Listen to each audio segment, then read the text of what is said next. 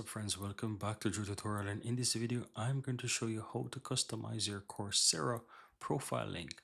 If I open up a new tab here and simply Control V, you will see that I have my Coursera profile link, and this is just a bunch of letters and numbers, right? So you will see letters and numbers here, and it shows my Coursera profile. But I can customize that to make it whatever I want. So in order to do that, let me go back to Coursera, click my profile in the upper right hand side, then click on profile. Now this will take you over to your profile where you can go ahead and you can add various things and change various things on your profile, right? Now, as you can see here in my profile, on the left hand side, there is an option that says share profile link.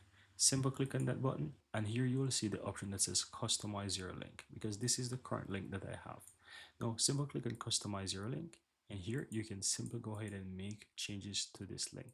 So you can change this to whatever you want, right? I can change this to, I don't know, say Andrew Little. I can change this and I can write, for example, A dash something like that. Let's see if this works, and remove that and see if that works. Now once I go ahead and make something like this, I can simply click on save, and as you can see, my new link is now changed. This is my new Coursera profile link. I can now copy this and I can share this.